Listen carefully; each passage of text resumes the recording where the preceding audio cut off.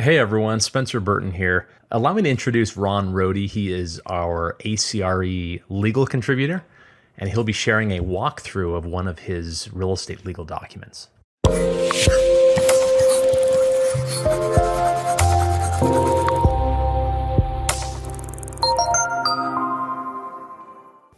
Hi guys, Ron Rohde from Ron Rohde Law.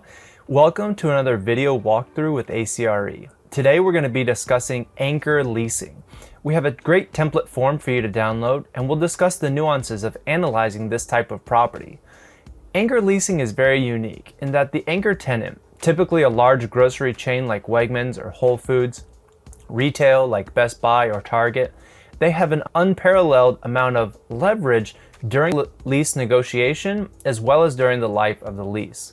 Today we're excited to have Tim Donovan, who is an anchor leasing expert from the DC area. Tim, can you introduce yourself? I worked in development right out of college with a developer out of Baltimore who does a lot of mixed-use development, does some casino work, office, retail, shopping center, grocery anchored, kind of a very wide-ranging asset class. I worked there and I did some property management, I did leasing, and I did development. While I was doing that, I started in law school in the evening, subsequently moved to a second developer and finished law school in the evening. Since then, I've worked at two firms. I worked for Miles and Stockbridge in DC, and now I'm at Nelson Mullins, also in DC. Nelson Mullins is Southeast based. We're based out of Columbia, South Carolina, with 25 offices nationwide. So, pretty wide ranging group of attorneys. And now I kind of dabble in all different asset classes. I do a lot of affordable work. I do a lot of leasing. I do a lot of financing as well. And then some deal structuring. So operating agreements and waterfall provisions and kind of more on the owner side rather than the investor side. But it's a pretty wide ranging practice, which, I prefer. Let's talk a little bit today about this anchor tenant. You've put a lot of effort and energy into this sample lease, and I know that it can't cover every single facet or every possible scenario, but let's talk about who could use this and who's going to benefit from our time today. So generally speaking, when you're doing an anchor lease, the lease itself is going to be on the anchor tenant's form. And the reason behind that is you have, these very large tenants who do lots of deals throughout the year. And from a logistics standpoint, it's much easier for the tenant to negotiate these leases when they're comfortable with the form. Ideally, that's not the case, but generally speaking, tenants have their own form. That is certainly not the case for smaller tenants, where landlords have much more leverage to put these leasing agreements on their own form.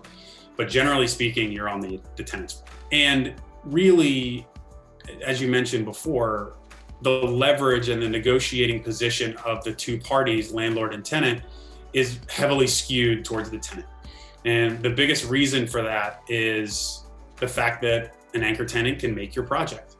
If you have a good anchor tenant, then the value of the adjacent spaces increases. If you don't have a good anchor tenant that isn't driving sales, that isn't driving foot traffic, that makes it harder for smaller tenants to have synergy.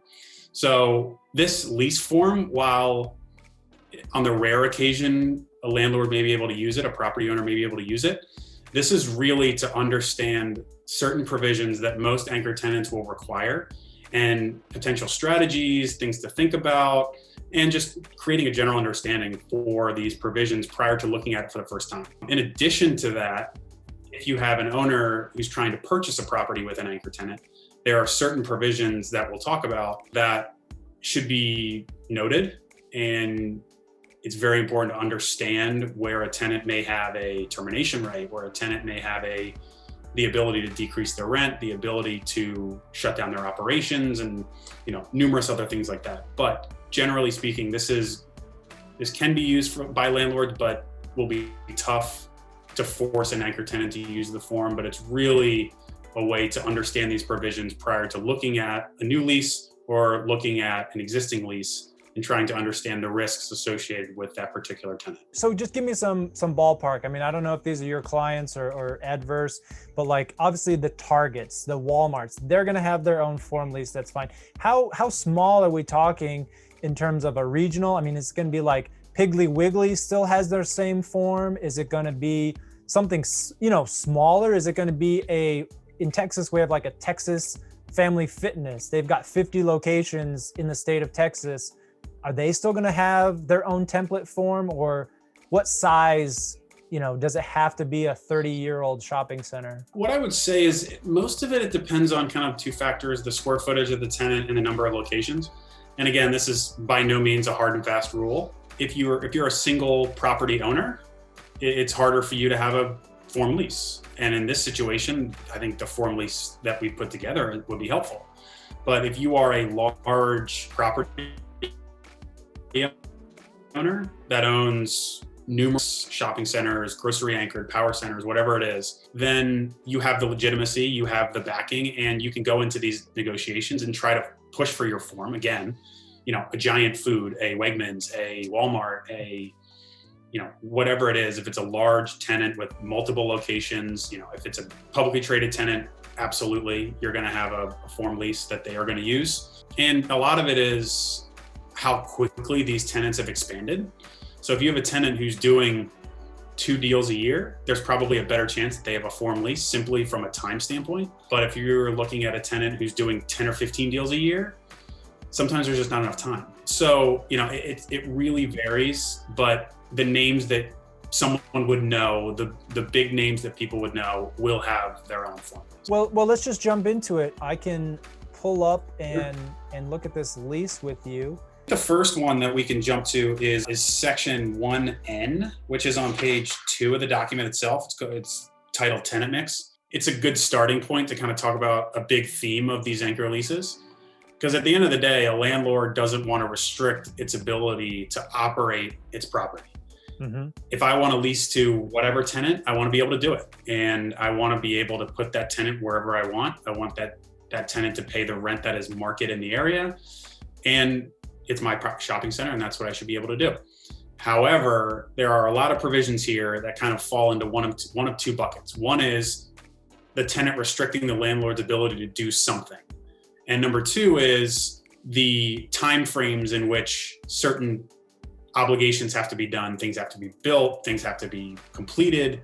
And in the event of a failure to meet those timeframes, what the penalty is for the landlord, for the tenant, or whomever that is. But those are really the 2 big buckets that you want to limit in every lease as a landlord. But from an anchor tenant leasing perspective, those are the big 2 that I really try to focus on. Because at the end of the day, you want to have minimal restrictions on your client as the landlord. And you want to get to a position where you're comfortable with what those provisions are. You're comfortable with what you can and cannot do. And you try to make those provisions as clear as possible so there's no ambiguity to the extent something happens that may or may not trigger that event. So to start with tenant mix, it's a perfect example. This provision essentially provides that the landlord will only lease to certain types of uses. And that is done from the anchor tenant's perspective solely because these tenants come in and they know the tenant mix that helps them maximize sales. So if you have a sporting goods store, it would be great to have a fitness use. If you're a sporting goods store, you don't want to have a lot of office in a property. So there are certain uses that anchor tenants know that are helpful to them. And this provision really walks through that. There's a lot of variability for this, but just looking through it, it just expressly says landlords shall lease to the following types of uses.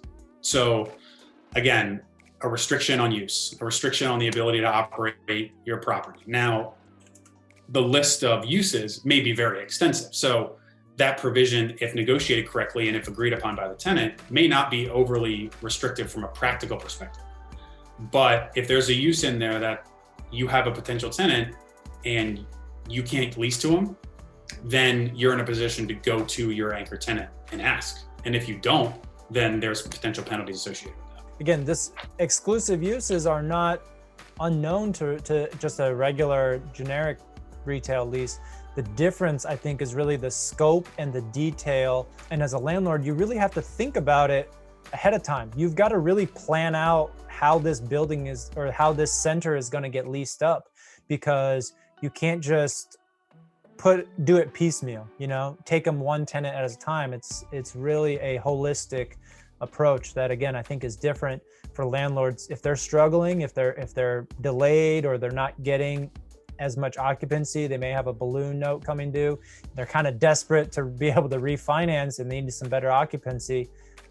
This is where you get pinched between a rock and a hard place, trying to put tenants in, squeeze tenants in that don't fit. Can you tell us a little bit about co-tenancy? And Sure. people are looking for Sure. a certain percentage. What other concerns can you negotiate in the co-tenancy?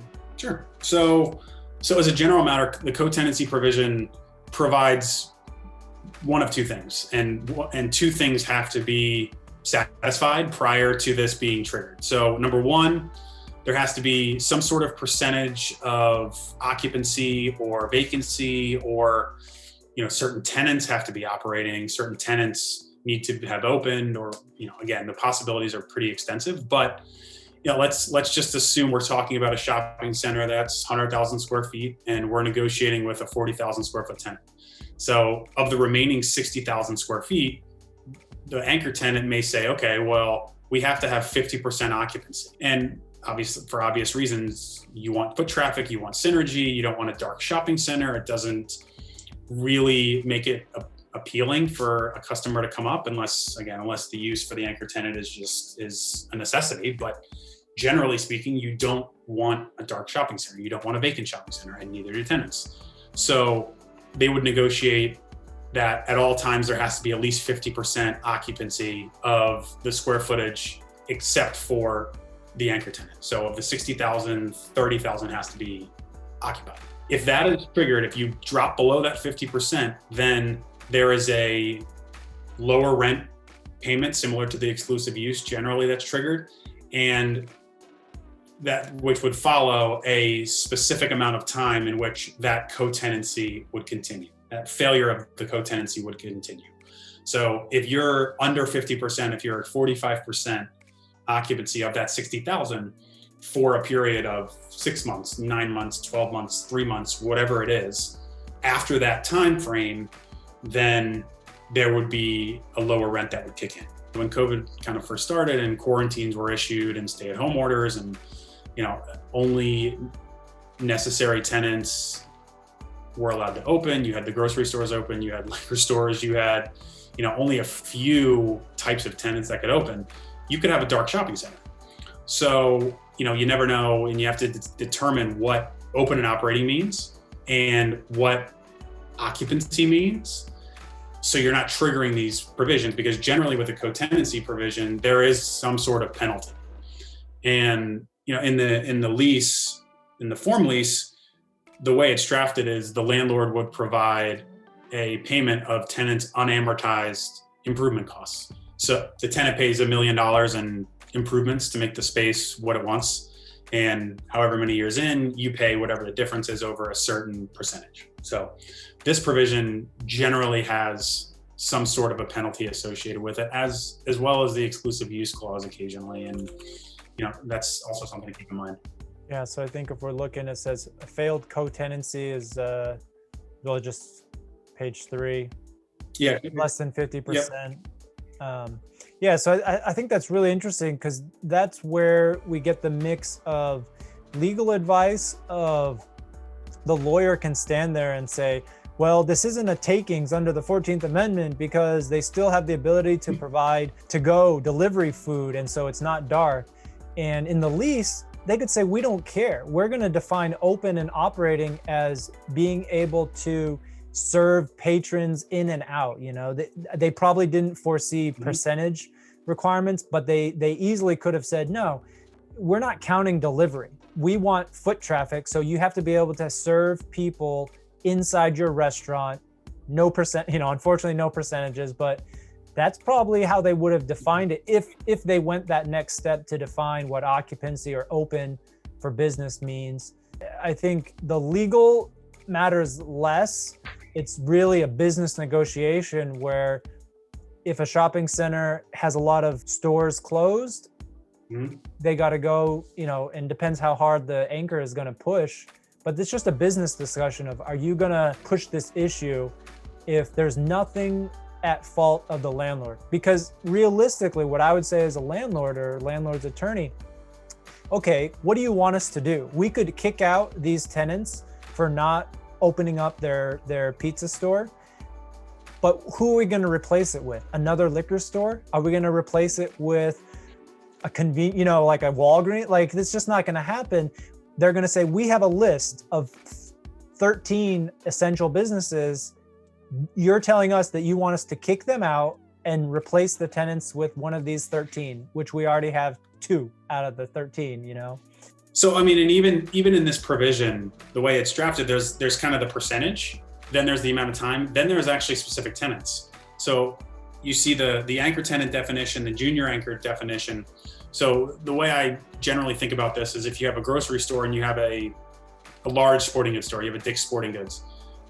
If you're bringing in a Giant, if you're bringing in a Harris Teeter, whatever it is, that tenant will most likely want Dick's Sporting Goods to be in operation for them to come in. So if Dick's is already open and operating in the shopping center itself, and you're negotiating a lease with Giant, you're negotiating a lease with Harris Teeter, they may have a co-tenancy provision that includes just Dick's Sporting Goods, saying Dick's Sporting Goods has to be open and operating as one prong of the co-tenancy provision. So again, there's a lot of different nuances to it, and most tenants have an idea on the other tenants that they want operating, and also depends on the shopping center, obviously, because not every shopping center has a junior anchor, a TJ Maxx, or a Ross, whatever it is. But generally speaking, an anchor tenant will want that junior anchor to be open and operating as well. It's an incredibly complex negotiation or reactionary process. I'm sure that most of these decisions are either conducted by property management, advising the owners. It can get really complex and burn through a lot of legal billable hours in a hurry if you're trying to figure out where are we in terms of where do we stand on these clauses with multiple co-tenancies. It's not for the faint of heart. I think if this happens, the tenants, obviously they're going to come in with their legal and say, we think it's justified based on this, and they're going to be trying to ask for discounts. You as a landlord or property manager, you're going to have to decide, how do we interpret it, and how do we respond to them with what we think our legal position is. And then that's how I usually think of it, is legal A, legal opinion B, and then business people will they're closer in the middle in trying to work things out. Let's real briefly kind of touch on operating expenses. What's different about an anchor tenant when they're negotiating operating expenses than just a regular retail lease? I mean, frankly, the stakes are larger. I would say that this provision particularly, I think most, even smaller tenants are attuned to, because this is rent. This is payments going to the landlord for the ability to operate within a space. So I will say this isn't as much of a anchor specific provision, because a lot of smaller tenants will include anchor type provisions into the operating expenses.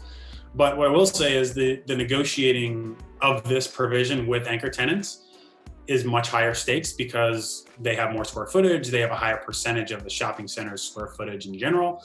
And these types of the caps, the exclusions, the inclusions in operating expenses are just much more meaningful. So from that perspective, I think that's the biggest thing with operating expenses with respect to anchors. Do you think that they push back more as a partner, like, we want this snow removal company, or the landlord needs to enter into like multi-year agreements, multi-site to get their costs down? Is it at that level, like where they're trying to influence vendors? Or I guess that really depends on the landlord, depends on the relationship with the landlord. I mean, I don't see that as often, and that really depends on how the operating expenses are sliced up. So if you have an anchor tenant that wants to take care of their parking field, their building, and there is a natural break to do that, then the anchor tenant gets to contract with who they want.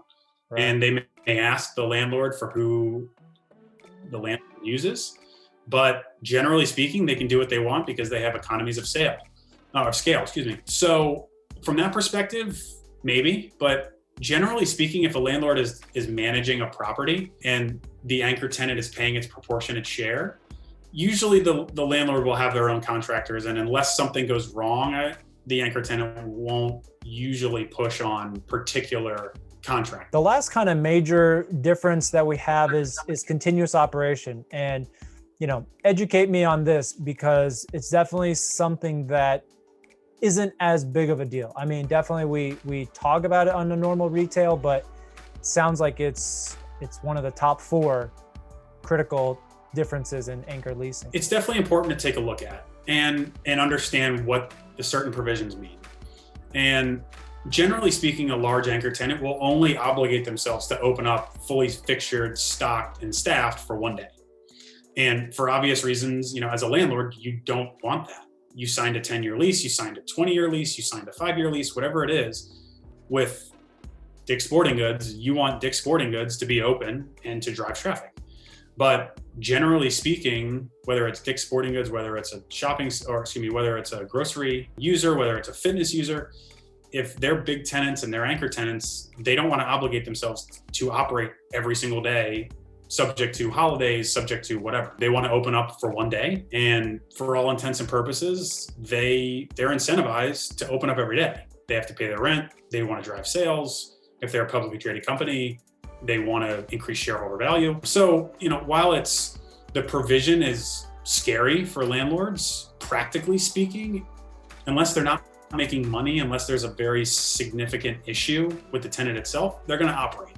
But there is that, again, probably slight risk that there may be an issue and they may go dark. And which is why, from a landlord perspective, you want to add some sort of a recapture provision, which allows you, in the event the tenant goes dark and they don't operate for 30, 60, 90 days, whatever the negotiated provision is, you have the ability to go recapture that space. I really appreciate you sharing this information. At a minimum, I think this has been a great conversation to understand what are you getting into as an investor, as even at the fund level of looking at entering this space, because it truly is a fundamental shift from, you could own 20 or 30 run-of-the-mill shopping centers, with equal tenants, and never come across a tenant with this much power. So it's a great eye-opening experience to say, look, you really need your ducks in a row. You need to have your lawyer on speed dial.